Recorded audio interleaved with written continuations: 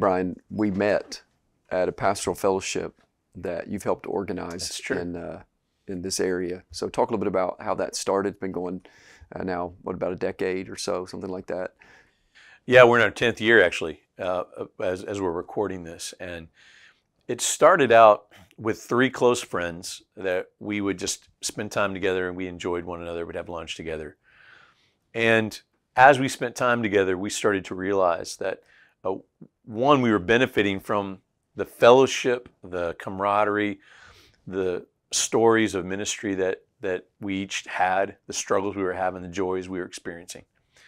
And we also realized that the 4 of us had different sets of networks of guys we knew.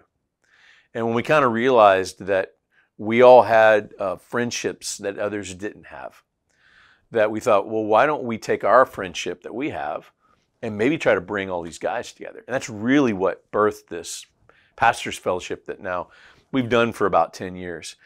And now Louisville, Kentucky is unique. I want to acknowledge that, and the amount of like-minded pastors that exist and churches exist in the city. But we have around 200 pastors that have been involved with this in the last decade in some way or another. And we'll have 40 or 50 that'll show up on a given day that we meet.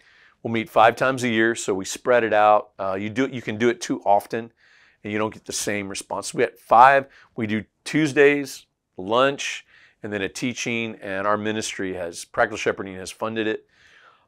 And we provide a free book, we provide lunch, and then we have a teaching and a discussion usually. And so obviously those things, the fellowship's been really sweet. The teaching has been an important way to be able to instruct and train guys.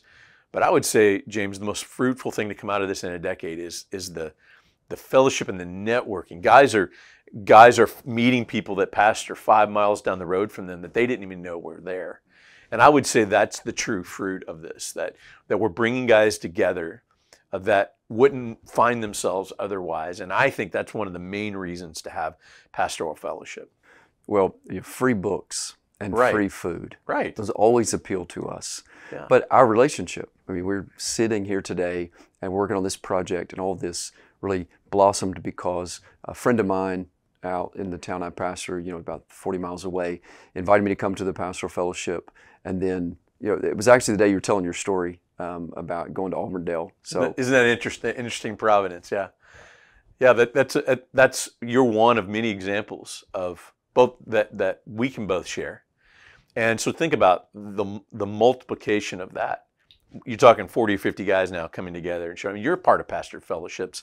In your own area too. Have you experienced the same kind of fruit that comes from it? Oh, absolutely.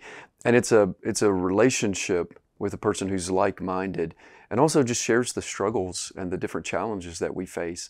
But I like what you're saying, though, about the frequency of those meetings and even the goal of those meetings.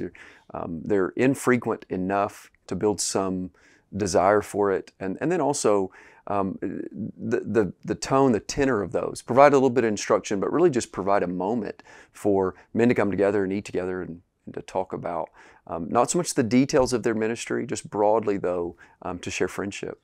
Yeah, one of the reasons we do it 5 times a year, and that's it, is because this is kind of like the main gathering of it all. Mm-hmm. We want pastors to actually have side meetings without us. And we feel like if we did this too often, even if they would come to what we're doing, it would take away from them having 3 or 4 of them in an area get together. And so we come together in 5 times a year, and we encourage each of them.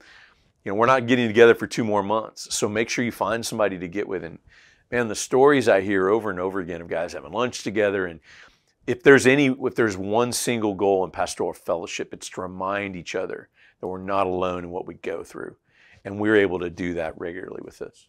Well, I'm grateful for the vision you all had to do it and your work to pull this together. Yeah, it's amazing what God's done with our friendship and your involvement in this ministry now through all these years, and just the enjoyment we've had with each other, and knowing there's so many others who've benefited the same way because of it.